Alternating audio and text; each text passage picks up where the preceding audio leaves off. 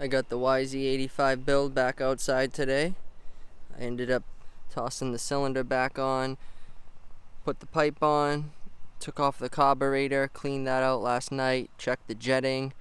So with the FMF pipe and silencer, FMF suggests 46, 138.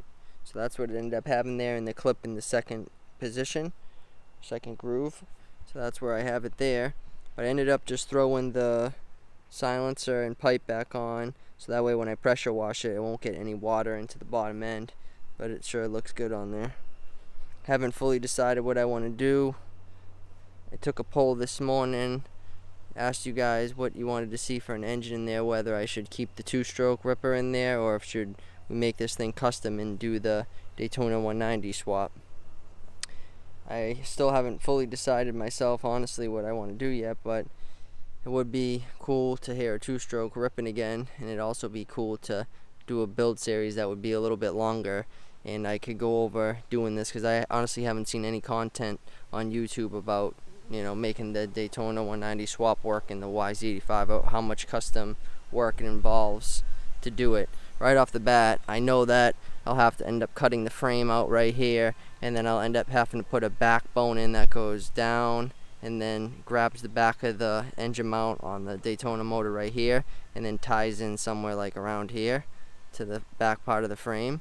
So I'm gonna have to get a big thick piece of metal that will go in there, steel, and then have it be the perfect bend, because otherwise you'd risk bending this frame. So I'd have that, and then probably brace that there, and then obviously cut out the bottom part of the frame here, weld in a foot peg mount. I'm thinking cut off these old foot peg mounts flush, and then a whole bunch of other random stuff. Switch this shock to the other side. You'd have to just spin it around because the exhaust for the 4-stroke would end up being in the way if you ran it like that. So you'd have to switch the shock to the other side, and then a few other random things. But other than that, pretty much all you'd have to do to the frame, the suspension, all that stuff would work. I think to run the bigger wheels, you'd have to extend the neck of the frame about 2 inches. But I would end up putting the smaller wheels back on it anyway, because if I'm running it like a pit bike, I would end up running the 14-inch rear wheel and then the 12-inch front wheel. If I'm going to leave it a 2-stroke, obviously I'm just going to leave these wheels on it. I wouldn't make it a big wheel. I'd just leave it like this, just because this doesn't have the longer swing arm or nothing like that. So yeah, the plan for today is just to degrease this whole thing, get it all cleaned up. I'll probably polish up the FMF. It looks shiny in the picture.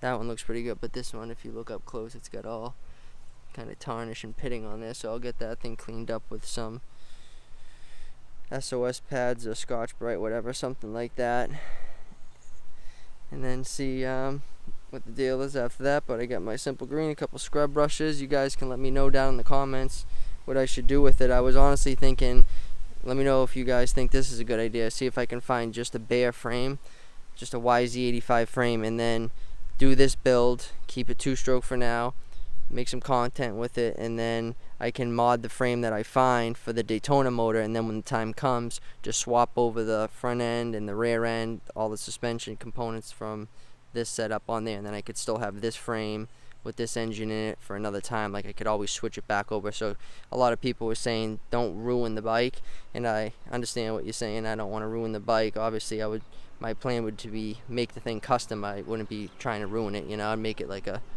one of one thing. But yeah, we'll see what happens. I think the best bet, if I do keep it 2-stroke and want to do the 4-stroke, is to find another frame and then build that frame out, get the motor in there all dialed in first, and then switch everything over.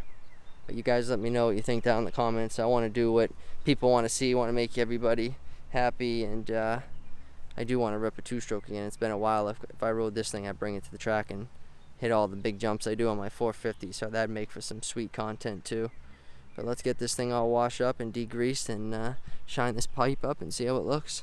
We'll probably take off the top end too if you guys want to see what it looks down in there, and I'll show you the cylinder. I don't have the piston, but we can check out inside the crank. I'm curious because he left it sitting with the top end off for so many years. I wonder what little critters ended up getting down in there.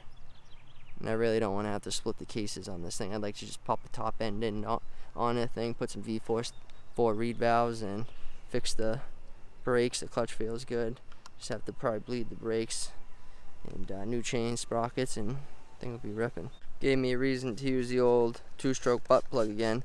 All the 4-strokes are so, the outlet's so big that I had no use for these things all the years. The last 2-stroke I had was a Yz85, and then before that I had a Yz85 2007 that I traded to get that 2005 Yz85. And I'll tell you, the Yz85 and Yz125 are probably my 2 favorite bikes, so kind of am excited to potentially keep this thing 2-stroke for a little while, make some content and rip on it. Should clean up pretty good. My buddy had this thing sitting in his garage for probably, I don't know, since 2005, so like 20 years. Crazy to think that this thing sat that long. She's an oldie but goldie.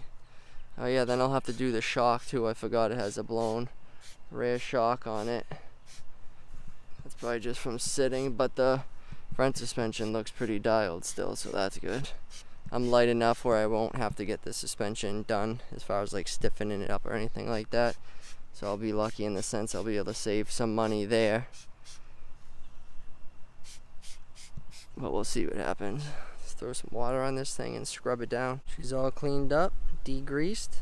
Plastics are all cleaned off for now. I'm probably going to end up getting the restyle kit, but at least when I put these back on, everything will be nice and clean. My OCD needs to have it this way. So let's go ahead and bring it over to the garage with all the plastics back on it. We'll probably shine up this exhaust, put it back together like this for now until we make up our mind what we're going to do, whether we fix this engine, keep it 2-stroke, make some sweet content with it, tear it up, let it sing, or if we start tearing into it, pull this motor out of it, cut into it, and start going for the Daytona 190. Got it mostly back together for now. Shined up the pipe. Looking really good. It cleaned up better than I thought it would. Silencer's looking good too. But man, seeing it like this is making it hard for me to want to cut up this frame and put a 4-stroke in it. So you guys are going to have to let me know. Go vote. I posted a poll this morning on my page, and you guys can vote and let me know what you want to see, whether we do the 4-stroke swap or we keep it a 2-stroke, make this thing a ripper. I got the carburetor all cleaned up and ready to go if we do go that route.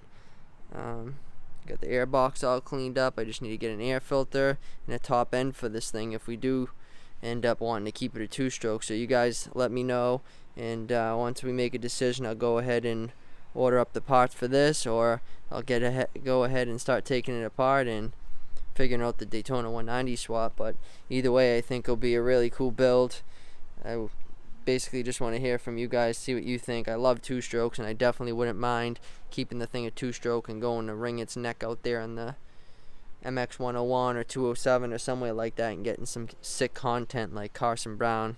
When you see him ripping 2-strokes, it just sounds so sick. So that's what makes me think about doing a 2-stroke setup on this build. But then I think about racing it as a pit bike, and then I want to do the pit bike motor because you got the sweet 85 front and rear suspension, and then you get the little bit longer frame and more laid out cockpit. So it's like the best of both worlds, really. And if I left it in 85, obviously you can't race it as a pit bike. So that's kind of like where we're at with it, guys. So you let me know down in the comments, and go ahead and vote on my page and let me know there as well. Give me a better idea of which route we're going to end up going. But for now, that's a wrap. I appreciate you guys watching. Don't forget to like and subscribe to the channel if you want to see more content with this thing, whether it be a Daytona 190 build series or if we keep it a 2-stroke and build it like this and do some cool stuff with it.